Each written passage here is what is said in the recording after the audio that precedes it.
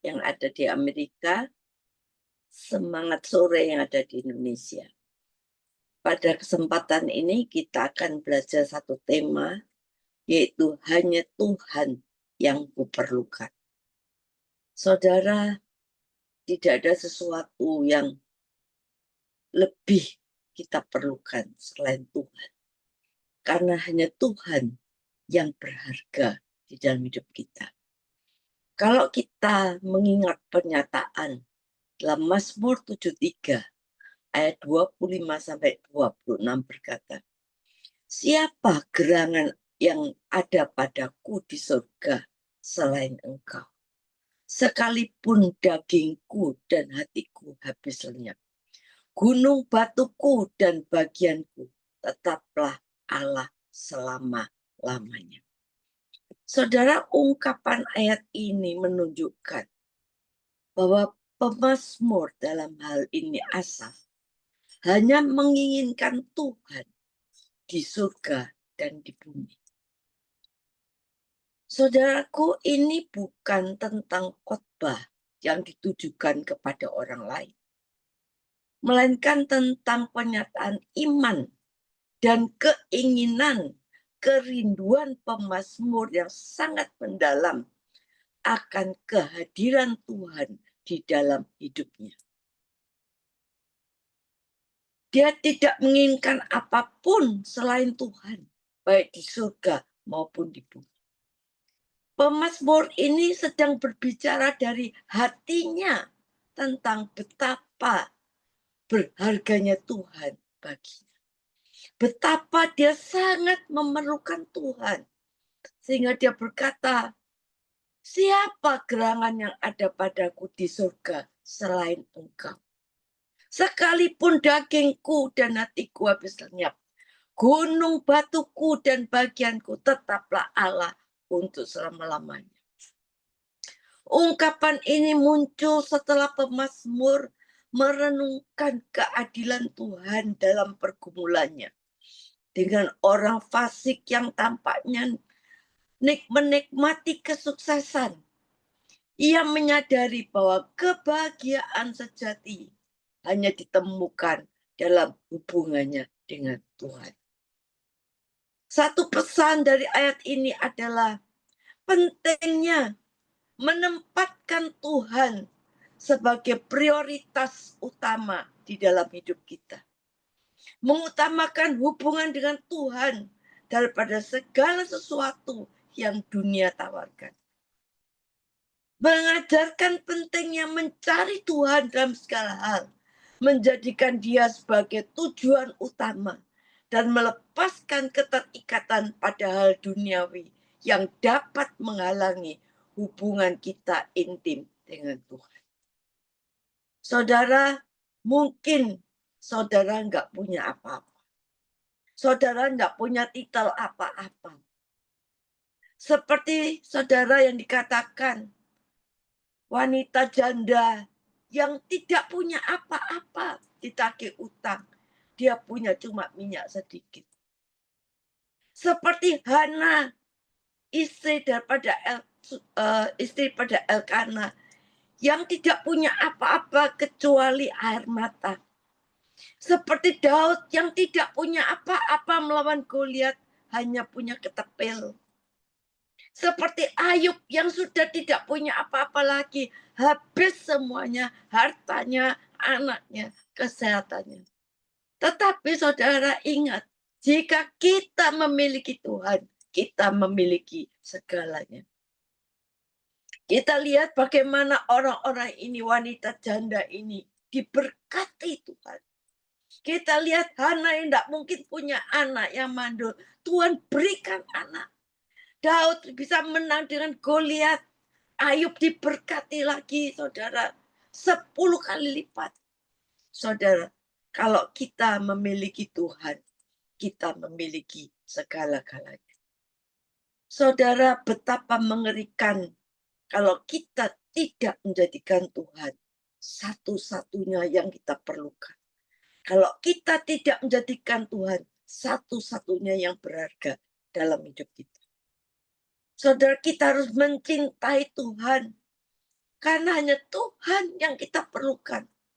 Kalau orang betul-betul jatuh cinta, saudara, makin hari cintanya itu makin kuat. Ada atmosfer yang kita nikmati, sehingga tidak ada hari tanpa doa. Siang malam kita renungkan ini.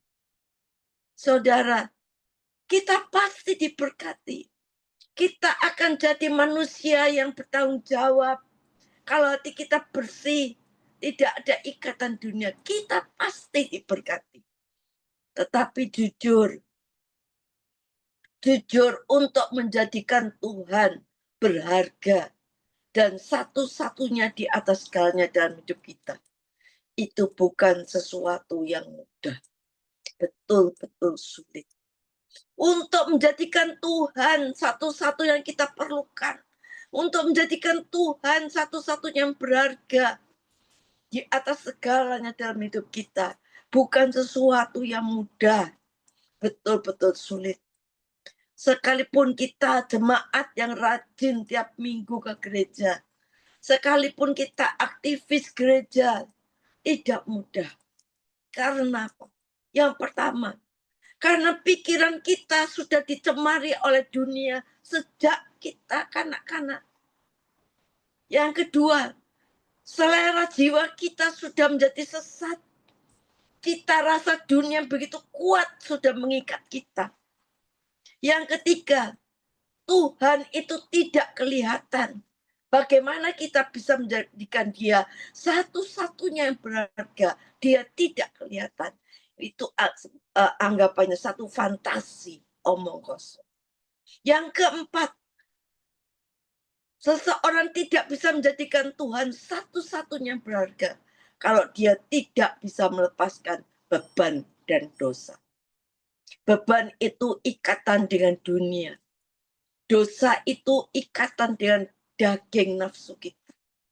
Jadi benar-benar berat, saudara. 4 hal ini aja sudah berat. Masih banyak hal-hal yang menjadikan kita sulit untuk menjadikan Tuhan satu-satunya yang kita perlukan dan berharga. Tetapi yang berat bahkan yang mustahil. Saudara, kalau Tuhan menolong kita, kalau kita menjadikan Tuhan di atas segalanya dalam hidup kita, kalau jejak kaki Tuhan ada dalam hidup kita, maka tidak ada yang mustahil.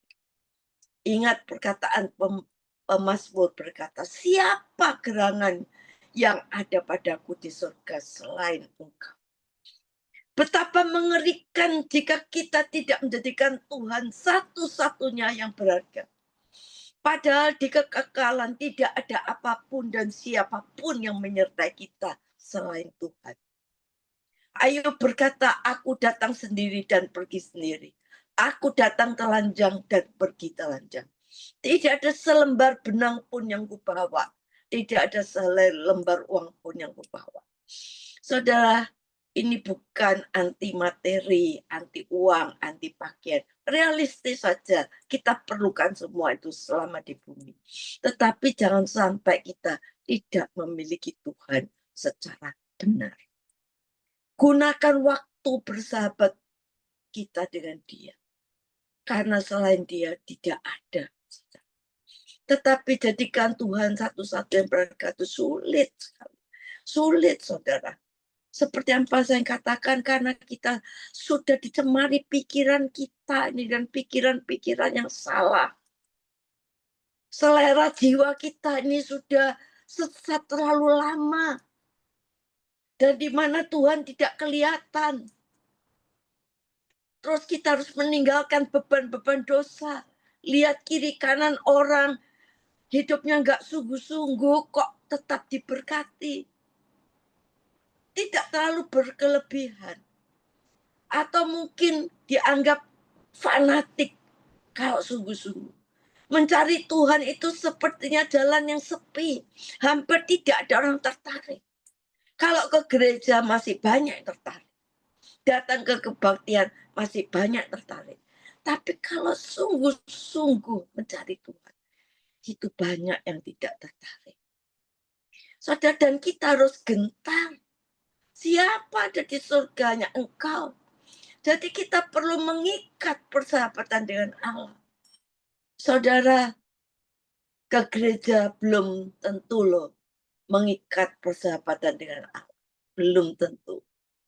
Tidak jarang kita ke gereja tujuannya supaya ekonomi kita membaik, supaya tubuh kita sehat, supaya rumah tangga kita tidak bermasalah, supaya usaha kita diberkati. Semuanya itu orientasinya perkara yang fana. Banyak orang yang belum sampai menembus batas cara berpikir untuk mencapai itu. Saudara, hidup kita tuh seperti garis dan titik. Artinya hidup kita tuh tidak lebih dari 100 tahun. Dan itu hanya satu titik. Dan bagaimana kita mau memanage hidup kita yang 100 tahun itu cuma satu titik. Ayolah kita terus hidup dalam mencari Tuhan. Di dalam hidup ini kita memperkenan Tuhan dan ingin menjadikan Tuhan satu-satunya yang kita perlukan. Dan biarlah semua rasa ini kita bikin memenuhi seluruh saraf pikiran kita. Sehingga firman Tuhan berkata, carilah perkara-perkara di atas. Saudara, satu-satunya yang berharga cari perkara di atas yang kita perlukan. Saudara, kadang-kadang kalau kita berkata kita cinta Tuhan, kita harus sungguh-sungguh. Banyak orang yang cinta, saudara, sampai bisa bunuh diri. Kenapa kita tidak bisa cinta kepada Yesus dengan sungguh-sungguh? Yesus memberi contoh bagaimana cintanya dia akan Bapa. Yesus berkata, cinta akan rumahmu menghanguskan aku. Ketika Tuhan Yesus mengabrek pedagang dalam bait Allah, dia tidak takut. Dia jongker balikkan meja yang dipakai untuk penukar uang. Saudara, dia menerbangkan merpati untuk korban. Melepaskan tali-tali hewan persembahan. Itu saudara, itu kacau sekali. Orang pada bingung sekali, heran. Kok tidak takut? Ini banyak para imam kepala yang sangat disegani. Banyak masyarakat kok berani Tuhan Yesus berbuat begitu. Tapi dia mengatakan, karena cintanya kepada Allah menghanguskan hatinya. Saudara, seberapa saudara hangus? Jangan-jangan hanya hangat-hangat, jauh dari hangus. Untuk cinta, orang bisa hangus. Untuk karier, orang bisa hangus mati-matian. Untuk bisnis, orang bisa hangus mati-matian. Untuk hobi, orang bisa hangus mati-matian. Tapi untuk Tuhan, sampai hangus, saudara. Ini pilihan saudara. Mungkin cinta saudara pada Tuhan 70, 80, 90%. Ayo kita mau hangus 100%. Kita mau cinta pada Tuhan. Karena dia yang kita perlukan. Sejauh mana kita merindukan Tuhan. Bagaimana kita menjadikan Tuhan satu-satunya yang berharga yang kita perlukan. Kita harus bertumbuh dalam kedewasaan rohani. Lewat firman yang kita dengar. Karena pikiran kita sudah sesat. Karena kita telah menginput hal-hal dunia sejak kecil. Kita lewat perjumpaan kita dengan Tuhan. Lewat doa, lewat baca firman. Supaya hati kita ini lentur. Sehingga mudah dibentuk oleh Tuhan. Saudara ingat, kita ini bukan cuma masuk surga. Tapi kita masuk rumah Bapa. Kita ini masuk keluarga kerajaan Allah. Saudara, Mazmur 23 mengatakan, Tuhan menyiapkan hidangan bagiku. Ayat yang pertama dikatakan ada rumput. Ayat keempat ada hidangan. Rumput itu makanan jasmani. Hidangan itu makanan rohani, yaitu firman. Dia siapkan hidangan di hadapan musuh. Berarti di depan kita nih ada musuh. Siapa lagi kalau bukan kuasa kegelapan. Kepalaku diurapi dengan minyak. Minyak itu mengurapi kita. Piala penuh melimpah. Saudara, kita ini diurapi karena kita ini anak-anak raja. Saudara. Kita ini pangeran. Saudara, kalau kita nih anak-anak raja, kita pangeran, saudara. Saudara, kita ini adalah warga kerajaan Allah. Kita harus punya profil pangeran kerajaan Allah. Profil anak-anak Allah. Saudara, kalau kita membaca Alkitab, biasanya kita lebih tertuju kepada tindakan-tindakan Tuhan yang positif. Tindakan Tuhan yang baik, ya. Tindakan Tuhan yang memberkati kita, itu kita suka. Tindakan Tuhan yang mendatangkan damai sejahtera. Tindakan Tuhan yang menjawab doa kita. Tindakan Tuhan yang mendengar doa kita. Tetapi jarang kita memperhatikan tindakan-tindakan Tuhan yang negatif. Yaitu penghukuman Tuhan kepada yang patut dihukum. Saudara, kita perlu perhatikan juga supaya balance, supaya seimbang. Kita perhatikan bangsa Israel.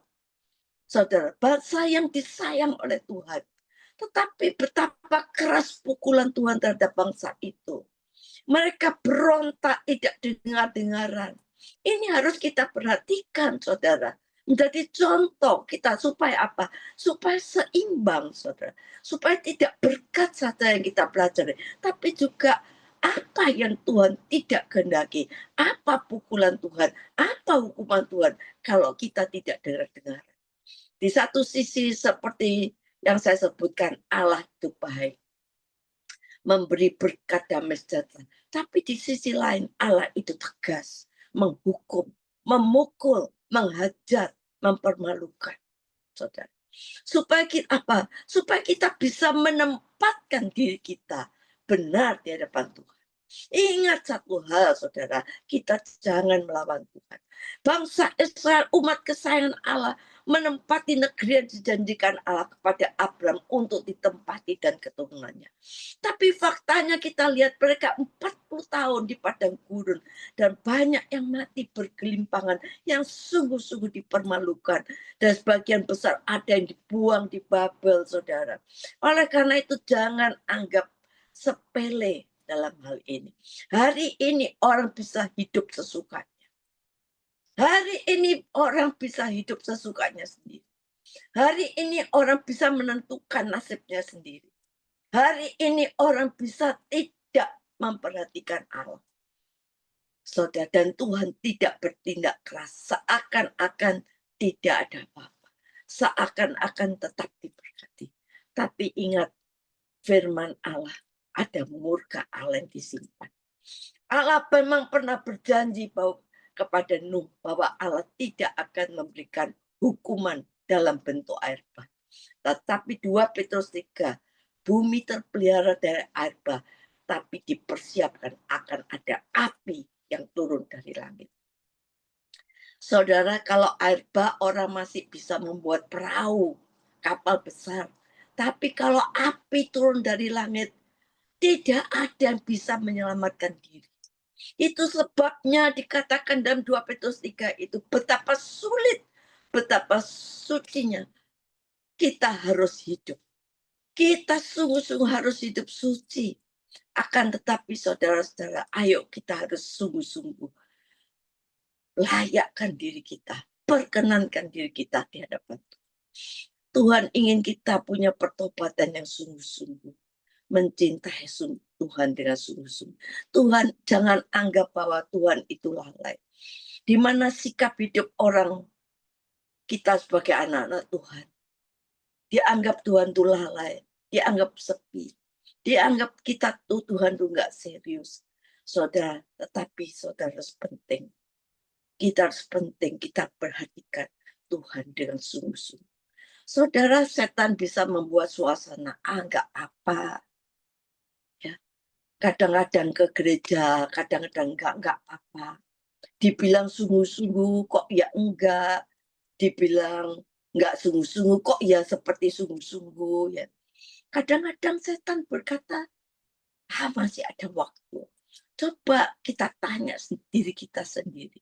Keseriusan kita, apakah Tuhan kita sudah memuaskan hati Tuhan? Apa yang kita belum berkenan di hadapan Tuhan? Apa yang kita belum serius di hadapan Tuhan? Saudara, hidup saudara, kalau kita tidak merindukan, saudara bukan citizen kerajaan Allah. Kita sembarangan mengisi hari hidup kita. Kita anggap Tuhan itu sabar, tetapi kesabaran Tuhan itu mengerikan. Kesabaran Tuhan itu mahal. Kalau kesabarannya habis, murka Tuhan itu mengerikan. Saudara, kalau orang murka sama kita punya backing, masih ada obatnya. Tapi kalau sampai Tuhan murka kepada kita, nggak ada obatnya, saudara. Saudara tidak bisa menghindarinya. Tuhan sebenarnya tidak menghendaki semua orang binasa. Tapi pertanyaannya, apakah saudara mempunyai syarat untuk menjadi anggota kerajaan Allah? Kita ingat, kita masuk rumah Bapa. Kita harus punya profil anak-anak Allah. Temukan profil anak Allah itu. Tutur kata kita, sikap kita, ucapan kita harus menunjukkan profil pangeran kerajaan Allah. Ketika kita berdoa, saudara, sungguh-sungguh seriuskah kita dengan Tuhan? Kadang-kadang orang bisa melihat loh profil kita. Kita ini serius gak sama Tuhan. Saudara, kita gak bisa membohongi diri kita sendiri. Apakah kita ini tulus cinta dengan Tuhan? Tidak. Saudara, pasti pada waktu kita berdoa, kadang-kadang bisa enggak kita merasa doa kita ini kering atau basah? Kecuali kalau saudara punya nurani yang sudah bebal. Saudara, ayo kita mau semuanya, saya dan saudara mau mengakhiri semuanya dengan finishing bell. Ayo kita berbenah diri. Jangan merasa aman, tenang-tenang. Setan menipu saudara, membutakan mata rohanimu. Tapi ingat, ada cawan murka yang ditumpahkan. Di dalam kitab Wahyu, jangan kita ambil bagian dalam dosa dunia. Mengerikan. Kitab Wahyu berkata, larilah, jauhkanlah dirimu. Lari dari murka Allah. Kapan? Mulai sekarang, bukan nanti. Setan bilang masih ada waktu. Tapi kalau hati kita sungguh-sungguh lentur, maka kita tidak akan mengeraskan hati. Kalau hatimu keras, kamu tidak bisa bertobat lagi. Sampai titik balik bahaya. Ayo saudara, kita berbenah diri. Ini bukan untuk saudara, tapi juga untuk saya. Jangan sampai kita tetap cuek, ya. Tapi ayo kita mau sungguh-sungguh mencintai Tuhan. Dia itu yang sangat berharga, yang kita perlukan di dalam hidup ini. Saudara, walaupun kita menderita, kalau kita menderita bersama Tuhan, maka kita, firman Tuhan berkata, mereka yang bersama-sama dengan aku dalam penderitaan akan duduk bersama aku dalam kemuliaan. Amin. Mari kita berdoa, Tuhan, biarlah pada pagi hari ini, pada saat ini, kita mau menjadikan Tuhan satu-satunya yang kita perlukan, yang berharga dalam hidup kita. Karena kita tahu siapakah gerangan yang ada pada di surga selain Engkau. Tuhan, biarlah apa yang kita dengar ini jadi satu renungan untuk kita berhati-hati dalam hidup ini, tidak sembrono, tidak menggelinding seperti bola, tidak hidup maunya sendiri, tapi biarlah hidup kita diisi pikiran Kristus.